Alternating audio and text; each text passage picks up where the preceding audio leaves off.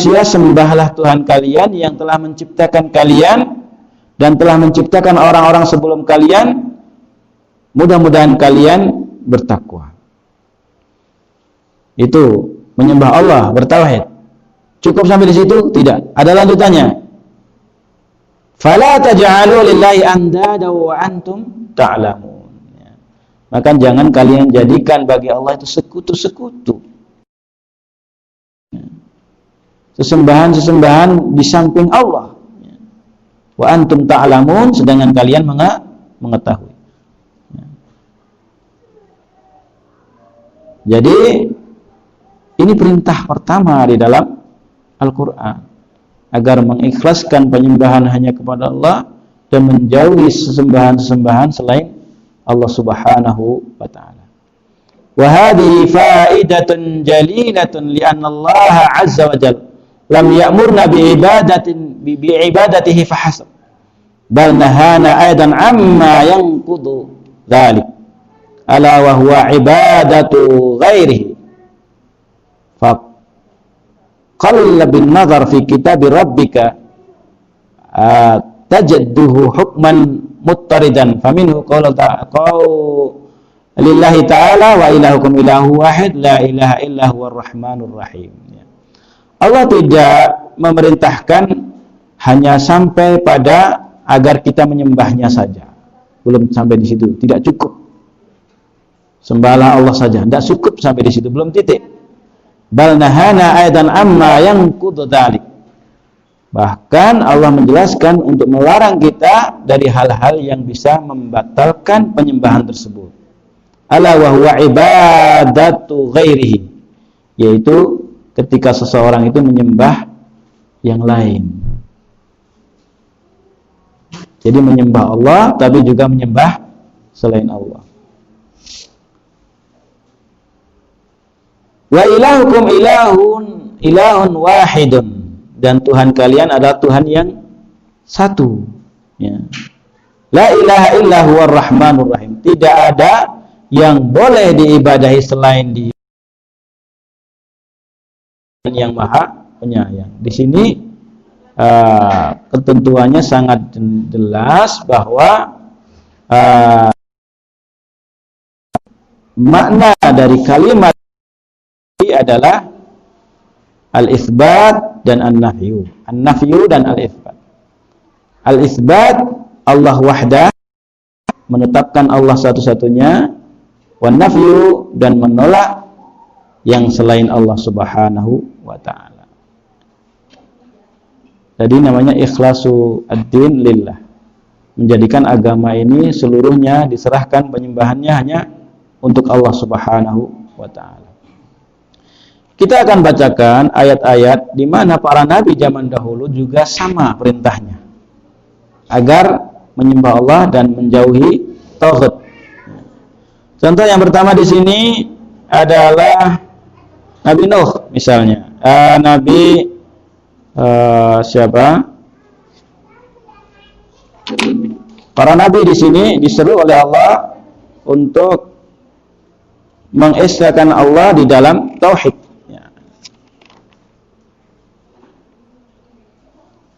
Nabi Nuh di sini contohnya. Dalam surat Al-A'raf ayat 59, Allah Subhanahu wa taala berfirman, "Wa laqad arsalna Nuhan ila qaumihi faqala ya qaumi ibudullaha ma lakum min ilahin ghairuh." Tugas Nabi Nuh sama, agar menjelaskan kepada kaumnya ya, menyembah Allah dan menjauhi sembahan selain Allah.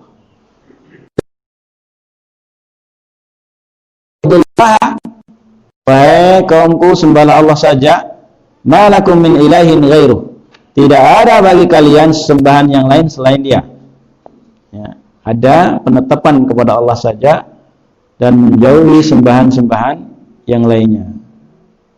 Ini ajaran Nabi Nuh sama, menetapkan Allah dan menolak yang selain Allah.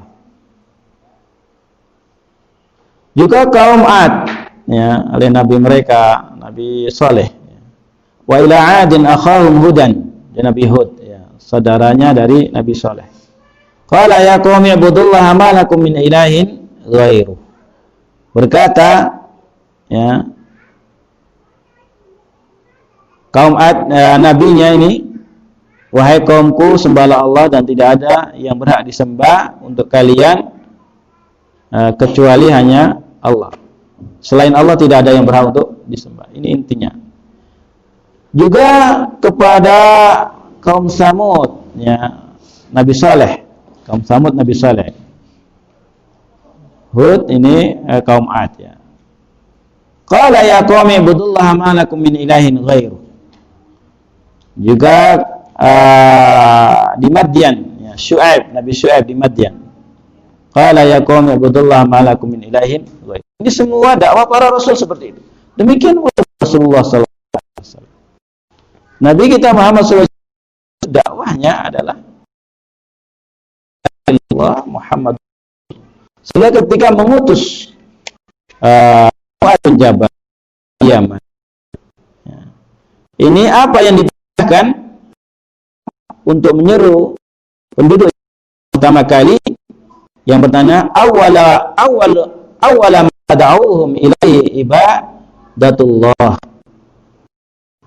Wahai Mu'ad, yang pertama kali kau ajarkan kepada penduduk Yaman itu yang pertama adalah Allah, ayyuhidullah, ya, agar menyembah Allah saja, mengesahkan dalam penyembahan kepada Allah. Ini yang pertama. Tidak langsung disuruh zakat, tidak langsung disuruh untuk amalan-amalan yang lain.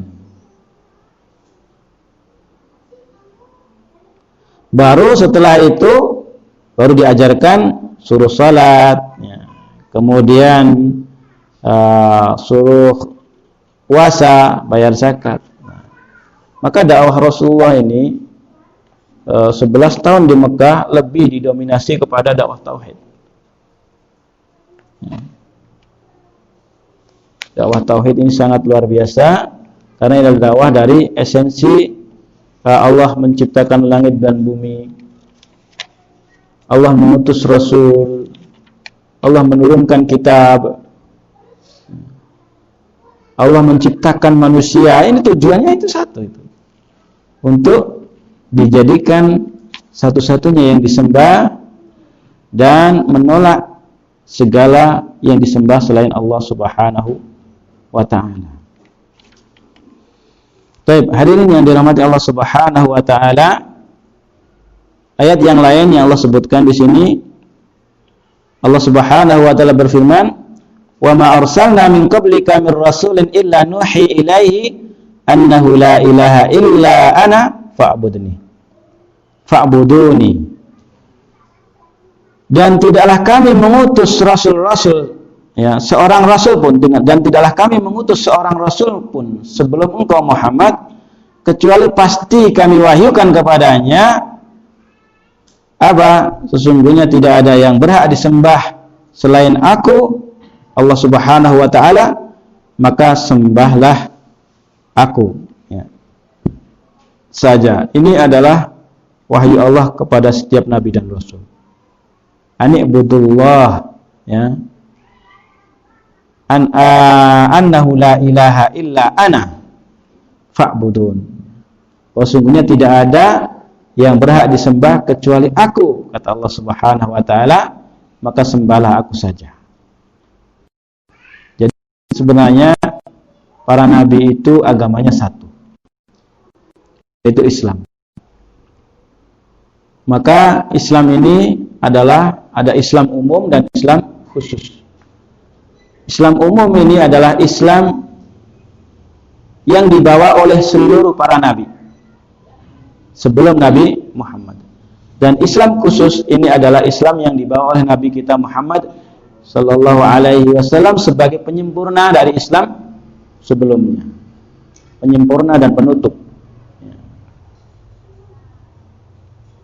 Maka agama yang diterima di sisi Allah hanyalah Islam. Inna ad-dina 'indallahil Islam.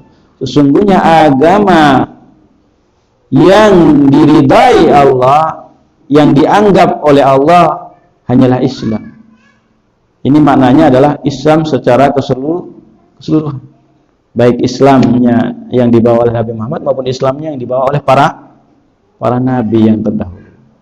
Karena Islam yang dibawa Nabi Muhammad ini tidak mengingkari syariat yang terdahulu, bahkan membenarkan. Ya. Amanar rasulu bima unzila ilaihi min rabbihim. Ya. Para rasul itu beriman dengan apa yang diturunkan dari Tuhan mereka. Jadi agama Islam ini tidak mengingkari nabi dahulu. Itu adalah bagian dari apa yang Allah turunkan. Taib.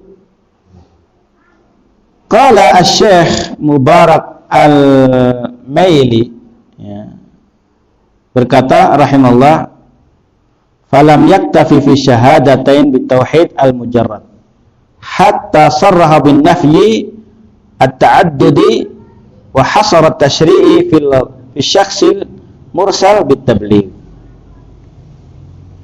Tidak cukup kita hanya mengikrarkan dengan 2 kalimat syahadat saja, ya, sampai kita benar-benar secara sharih, secara melafalkan, ya, bihi at-ta'addudi, dengan menolak atau mengingkari berbilang, ya. Wa hasara at-tasyri' fi syakhsil mursal bit-tabligh, ya, dan membatasi syariat dalam sesuatu yang diutus dengan menyampaikan. Artinya apa? Kita tidak cukup dengan hanya mengakui 2 kalimat syahadat saja, tapi plus harus ada ucapan secara sharih mengingkari seluruh penyembahan-penyembahan yang sebagai tandingan bagi Allah Subhanahu wa ta'ala. Maka namanya adalah nafyu, pengingkaran, penolakan, peniadaan.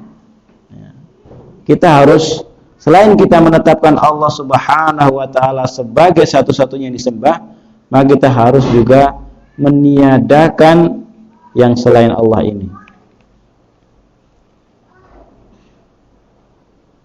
Wasyirku huwa al-ula al-muharramat allati yanha Allahu anha, kama fi qouli jalla wa ala, qul ta'alau atlu ma harrama rabbukum 'alaikum alla tusyriku bihi syai'a. Kemudian tadi kalau berbicara dengan tauhid pasti akan menyinggung masalah syirik, karena ini lawannya.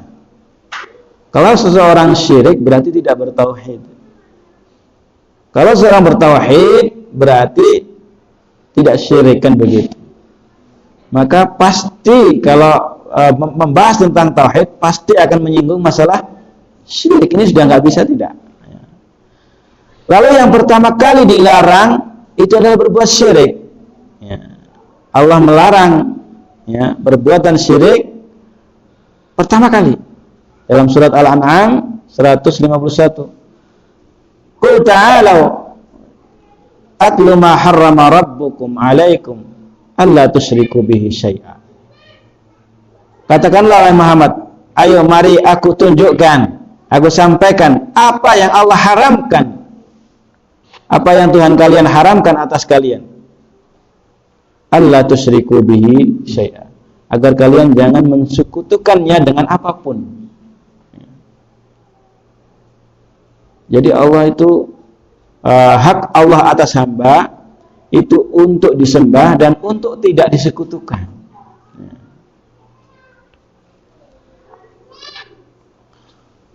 Wa awwal wasiyatin qaddamaha Luqman libnihi qala ya bunayya la tusyrik dzulmun adzim. Dan kali wasiat Luqman Al-Hakim kepada anak-anaknya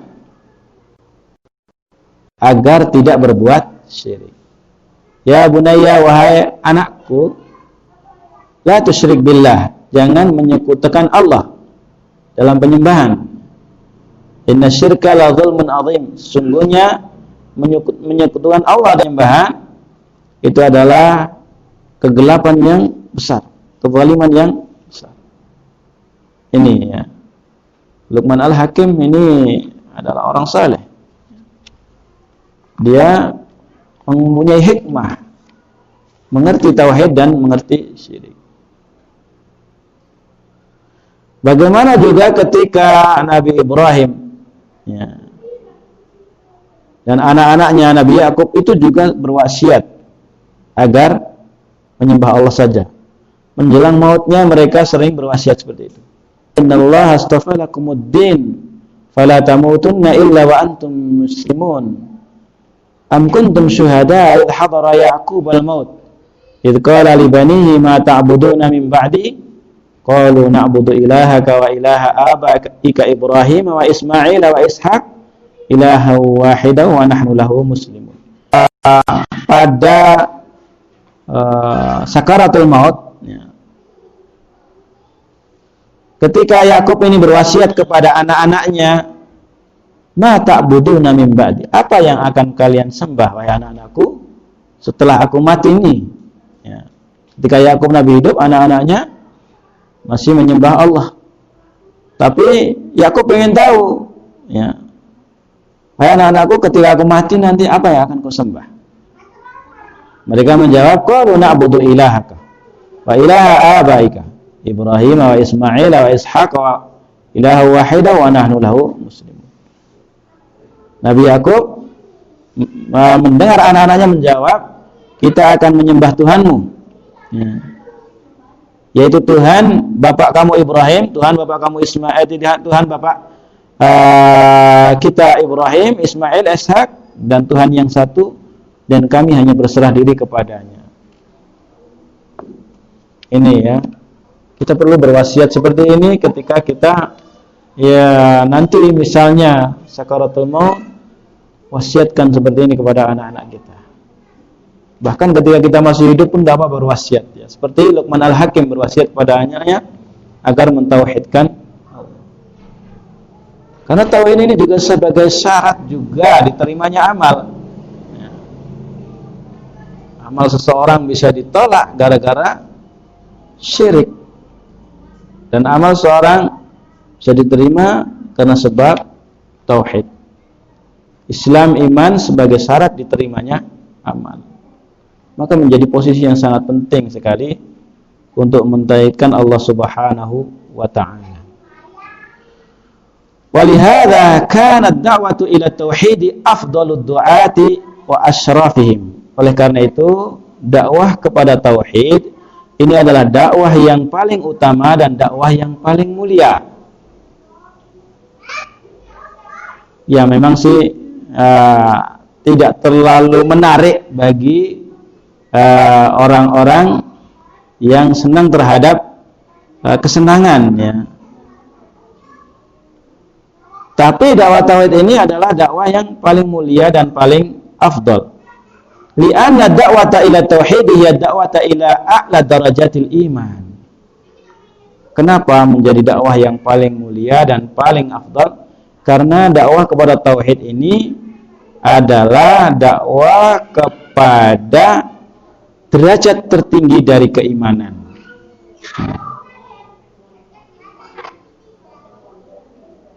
Ketika seseorang itu mencapai derajat tertinggi dari keimanan, ya, bisa masuk surga tanpa hisab, tanpa azab. Ini faedahnya. Rasulullah sallallahu alaihi wasallam bersabda, "Al-imanu bid'un wa sab'una." Ay bid'un wa sittuna syu'batan. Wa afdaluha la ilaha illallah wa adnaha imatatul adha 'anit tariq wal haya'u syu'batun minal iman. Iman itu ada 70 sekian cabang atau 60 sekian cabang. Yang paling utama tauhid, la ilaha illallah. Yang paling rendah menyingkirkan duri di jalan atau gangguan di jalan. Dan malu adalah bagian dari keimanan. Ini wa a'laha qaulu la ilaha illallah. Jadi yang tertinggi dari tingkatan seseorang di dalam tauhid adalah kalimat la ilaha illallah. Maka barang siapa yang di akhir kalamnya sebelum meninggal mengucapkan la ilaha illallah dakhalal jannah, ada jaminan dari Allah Subhanahu.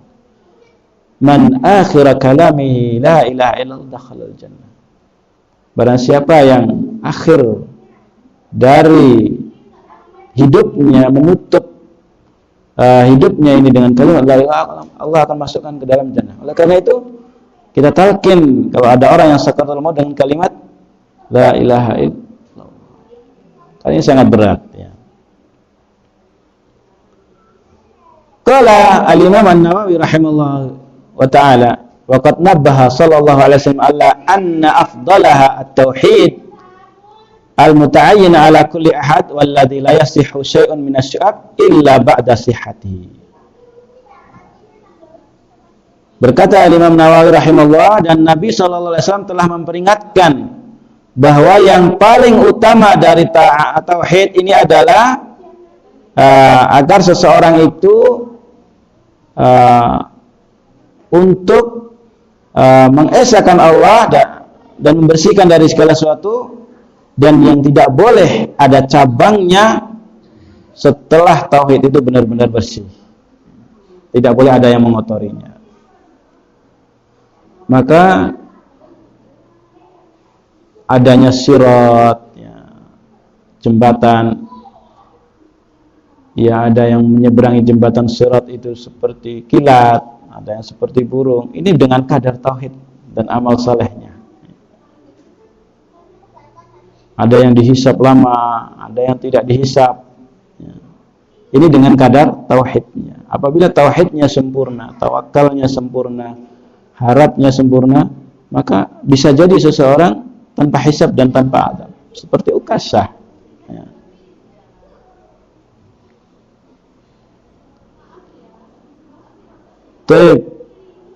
Bal hadhihi syu'ab la tambut fi qalbil mri'in wa la tasmar 'ala al-jawarihi illa bihasbi ma qama bil 'abdi li hadhihi al-kalimati at-thayyibati min al-ma'ani ya.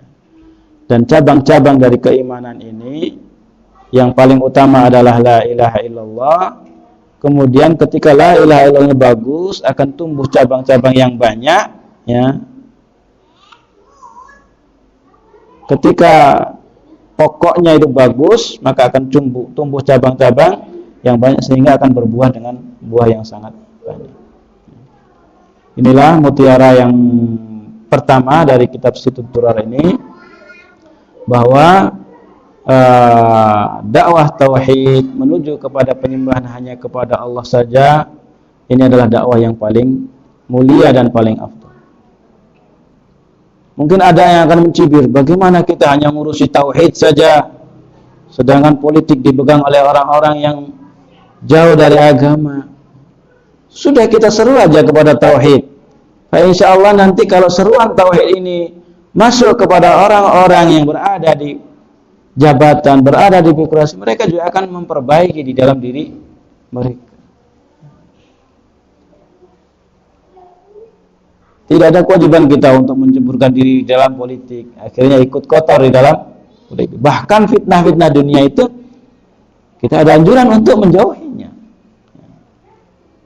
karena letak fitnah itu ada pada harta, kedudukan, itu fitnah.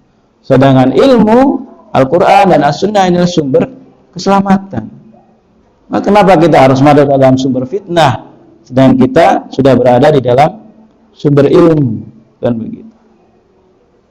Maka teruslah menyeru kepada tauhid, kepada penyembahan hanya kepada Allah dan mengingkari syirik, maka insya Allah jaminan akan Allah tolong, diberikan oleh Allah thayyibul hayah, kehidupan di dunianya pasti baik. Thayyibul hayah, pasti baik. Dan di akhirat na'imul mukim, kenikmatan yang abadi di akhirat. Inilah jalan ya. Maka al-ikhlasuddin lillah, pemurnian agama hanya kepada Allah, hanya untuk Allah, penyembahan hanya kepada Allah, dan tauhid ini apabila kita betul-betul belajar dan mendalami, maka insya Allah buahnya sangat banyak. Lalu kita baca usul salasa, qawaidul arba, kitab tauhid, kemudian nanti nginjak terus ke kitabul iman, ke kitab-kitab dari akidah tahawiyah, ya. Ketika kita itu baca itu semua kitab-kitab dan kita pahami mana-mana, insyaallah kita akan kuat pondasi agama kita, sehingga kita tidak akan mudah dan goyah dengan dakwah-dakwah yang menuju kepada dunia. Mungkin ini saja yang bisa kita sampaikan dari kesempatan kali ini. Mudah-mudahan bermanfaat. Kalau ada kesempatan, mudah-mudahan bisa kita lanjutkan pembahasan kitab ini pada poin kedua, insyaallah, tentang masalah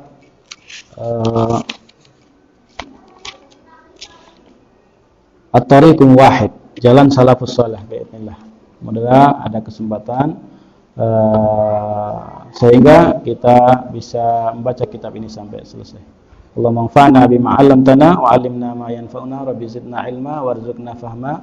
Walhamdulillahirabbil alamin. Wassalamualaikum warahmatullahi wabarakatuh.